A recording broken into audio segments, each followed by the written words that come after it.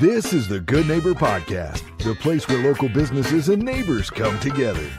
Here's your host, Brandon Andrus Green. Welcome to the Good Neighbor Podcast. Today I have two guys who really know storytelling. Really know storytelling. Brent Henderson and Jonathan Goldman.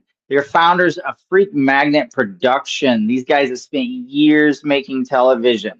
They've worked all over the world. They've told some pretty wild stories and now run their own production company. Brent, Jonathan, or should I say Jonathan, Brent? I don't know if I'm supposed to go in alphabetical order or not, but welcome to the show, guys. Hey, man. How's it going? I have Thanks for having partners that have last names that come after the alphabet with me. So how'd you guys get up into this? First off, how'd you guys start off working together? Well, yeah, I'll say, we were working I came up through documentary, and Jonathan came up from scripted background. And around the time the writer's strike happened, Jonathan moved into non-scripted. And we sort of converged at Original Productions, which was Tom Beers' company that does Deadliest Catch and all those big manly type shows. And we worked on a few projects together early on, and we just had a great working relationship, and our bosses just stuck us on every show together. We took over every time there was a new series, we would be the first showrunners to come in and run it because we were creative, had great ideas, so we could take the template that was already established for the company brand while adding some of our own creative flair to it to satisfy our creative interests. And we had a lot of success, and we actually got to bounce around a few genres, including true crime, at the end of our run there 10 years ago. And that's what really got us inspired to take on true crime during the explosion of those types of shows. So we formed Freak Magnet, and we started developing programming of all types, predominantly true crime, along with other human interest stories and male factual stories. And one of the first stories we came across was your story, Brandon, with your kidnapping. And that really launched us for several years in this investigation of what happened to you. A lot of twists and turns. And, we're glad to see that you are where you are now after everything that's happened. So were you guys already working together for quite a while, or when we first met? Probably, yeah. Go ahead, John. Yeah, no, we've been working on other people's shows at that point. I think yours story may have been the first one where we decided to go out on our own. I think I developed something on my own prior to that Brent was aware of, that we kind of kicked around, and the bug kind of hit us. We're like, we should try doing some of this on our own, especially with your story is so dense and rich and complicated. It is not something that you could just kind of like, hey, let's go on a boat or ice on an ice road and shoot it. There's a lot of verticals. You know better than us. So it wasn't the kind of thing that we felt like we could just kind of slap together and go out and pitch. It was a very long process. And because of that, I think we both just agreed, like, we need to do this on our own. But prior to that, yeah, we'd probably produced maybe 4 or 5 shows separately at that company. And then, like Brent said, the person that was sort of in charge of staffing up the shows there, a woman named Sarah. I remember the first time she put Brent and I together, she was like, this is either my best idea or my worst idea. I'm gonna put the two of you guys together. And when we hit it off, we still do have a good creative shorthand, sort of a cinema savant shorthand, where if we were in an unscripted scenario that needed some sort of emotional beat or turn to happen, we would just kind of talk about our favorite movies that we like. I just remember one moment where Brent and I were producing something called Appalachian Outlaws, and we weren't quite sure what to do. And I just remember Brent was in the middle of the Appalachian Mountains and I was in Burbank.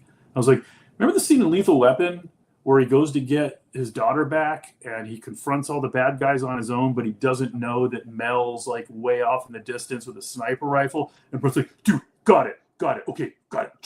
And hangs up. And then, like, 3 days later, I get the footage in, and it's exactly what we discussed. And it's, Wow. we were quickly able to kind of identify what needs to happen, and in sort of, what archetypical way do we need to hit this beat, and so it creates a nice working environment where we still get to think about our favorite movies and kind of put them into these real world scenarios with real people. You guys have worked on some huge shows like Axvin, Ice Road Truckers, Black Gold, a lot of adventure television. What would you say kind of those years have kind of taught you guys about telling a good story? Well, that's a great question. I'll tell you, where the story starts is in the field, and it's incredibly challenging. I don't think, it's funny. They used to ask celebrities who are movie stars. They would be like, what are you most impressed with? And all of them would always say something about like a non-scripted series. Like, you're impressed by a non-scripted series because a scripted series is scripted and you know what you're going to execute. When you do non-scripted, you have no template. You have this world you have to create, these characters you have to create out of basically nothing. And it's very challenging and difficult. And you have to create the world. Like, if you show up to a scene somewhere, it's just, you're on an oil rig or you're on an ice road. It's just nothing. There's nothing there. And you have to make everything out of nothing. So it all starts in the field, crafting that. And then, as you start to build your characters out, you build your world, you build the rules, you build what's the central objective, what people need, it comes back into the edit, which is where the next difficult process starts of really, I always say the field is about taking something big and making it small, whereas the edit is taking something small and making it big. So the edit comes in, they blow out the story from a small screen into something that feels bigger. And then from that point on, you start to go back and forth. You're crafting the story in the edit. There's a feedback loop where it's like you send back to the field, and this is you're constantly honing the final story product with the field and the post bouncing back and forth, right, Jonathan? Yeah, I mean, absolutely. I think the only missing ingredient there, and it's not always in the field, and sometimes you have to go back and post and find it, is emotion, right? Because like the only reason we watch TV, whether it's scripted or unscripted, is because there's some emotional element to it. Otherwise, it's boring. Right. So I think, to Brent's point, a lot of these sort of, blue collar manly shows they're very physical and logistical. How do you get something like, being on an oil derrick, in a way that an audience is going to kind of not get burdened with all the technical stuff and still understand what's going on. Some shows have that emotional component already built into the characters, and some of them don't. And sometimes, to Brent's point, you go shoot something big and make it small. We get in the edit bay, and we make that clear, but it might seem a little thin. So then we kind of say, like, well, what's the emotional core of this? And we'll start blowing it out. I mean, a perfect example, right, is like, I don't know, like these weight loss shows, right, where the stakes are already very high, right? This person's obese and they're not healthy, and their goal is to get smaller. I mean, there's a whole conversation to be had about the psychological impact and the abusiveness of those shows, but, we're all familiar with it, so I'll use it as an example. Watching somebody struggle to lose weight is not that cinematic, or it's visually not exciting. So that's why you put people in the chair and they tell their story, right? And all of a sudden you start, juxtapositioning, going back and forth. Same thing Battleship Potemkin did, you start taking the person telling their story, and then you get them, doing a weigh-in or struggling, whatever, you know what I mean? And I mean, Brandon, this, we did this with you. The first thing we ever did when we met you is we put you on a couch and we had you tell us your story. And in getting that story, we were able to say, okay, wow, here's, this is going to take a while. Here's the story. But we were also able to clearly identify an emotional component, to the story. And as an entry point. And, Jonathan, on that note, there's a character entry point. And what those shows like Axemen and Ice Road Truckers, what you learn is, when you don't have everything sort of figured out yet, and the show, the characters aren't necessarily all dialed in, or, it's about process. And the way a lot of those shows are made is you go out, and as you're trying to make things happen, you're figuring out the world, you focus on process. So if they're cutting down trees, you focus on the process of cutting down the trees. And from that action, the characters start to build on top of the action. And that's really, process is a great security blanket in terms of like building out these worlds. Because a lot of shit, a lot of stories are just so character driven. It's all about characters, and you don't need all that. But when you're like dealing with roughnecks that aren't really that emotionally, they don't right, we're not. We've been assigned a lot of stories where the show got sold because of the world. I remember working on Ice Road Truckers and watching one of the truckers get from point A to point B, and the person shooting them in the truck, they got to the end and they asked the trucker, like, how was that? And they're like, it's fine, it's no big deal. And I was like, okay, well, that's not going to work. Now we don't have a show. You're gonna have to some people are willing to play ball, some people aren't. But to Brent's point, if you don't have the emotional beats, sort of the backup is the process. And what I think Brent's getting at is that audiences enjoy watching people do stuff that they're good at. Right. Mm-hmm. So if you're a logger and you're cutting down trees in the Pacific Northwest and you're good at your job, for a while, people are going to watch that, and it's a good way to get people comfortable too. Right. If you show up, Brent or myself or anybody shows up on set in some industrial location and, you're the schmuck from Los Angeles with the camera coming to make a TV show. A lot of these people, we're not doing the Housewives. These people are not dying to be on TV. They're obviously willing participants. But sometimes there's a bit of an adversarial relationship. And as we've done this with you too. You really have to establish that trust. Now, in crime, trust is a different type of scenario. In these other shows, trust is, I'm not going to make you look like a puss. I'm not going to make you look incompetent. I'm not going to make you look stupid. I'm not going to, and once a lot of these, more blue collar type cast members see something that we've done, or something we'll put together a sizzle reel for, and they're like, "Oh wow, I didn't know I was that badass." It's like, you're not. We made you look that way. Now it's editing. Let us do our jobs, and you'll be badass every week. Jonathan too, and one of the difficulties when you get in these long runs of like 10, 12, 13, 14 episodes, and you're trying to keep the audience engaged, it's about, you get lost in the story because it becomes boring or you're just redundant. And to reset, anytime you're lost in a story or in a scene or just plotting a direction, it's about, you just got to remember, what does my character want? What do they want? And what are the conflicts? And like, when you start seeing, like, whether it's process or character, what do they want and what's the conflict? You just got to go back to that. And then you start to see the little things you may have missed, like, the boring process of cutting down trees. Well, it's okay. Well, it requires a really nice chainsaw. Well, if your chainsaw runs out of gas, or the tree is actually, maybe it's got some weird base, or the car breaks down. Anything in the process, you start finding little conflicts that you can manufacture along the way.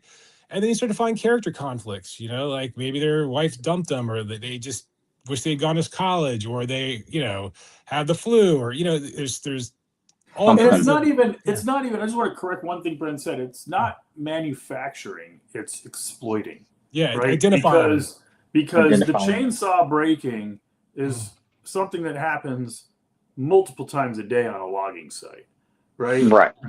But when it happens to our characters, and you've been shooting for 4 hours, and all of you see is everything's going. It's a great day in the field. And as far as logging is concerned, it's a great day.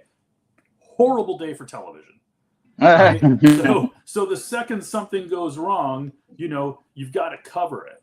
And then to Brent's point, and we do this a lot, just cover it in the moment. And then if they're fixing the chainsaw, it's your job to say, what are you doing? Let them tell you what they're doing. And then your second question should be like, well, why are you doing it? I just say, well, if I don't do it, I'm not gonna make our quota, or whatever. Okay, so yeah, and I lose my house and my kids. Yeah, the stakes are so great. What are you doing? Why are you doing it? And why is it important?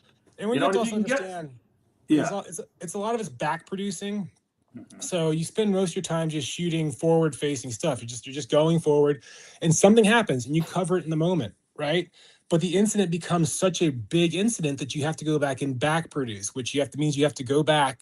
This event really happened, but because you can't just exist in a vacuum, it's just an event. Storytelling requires a beginning, middle, and end. You have to go back while you're shooting.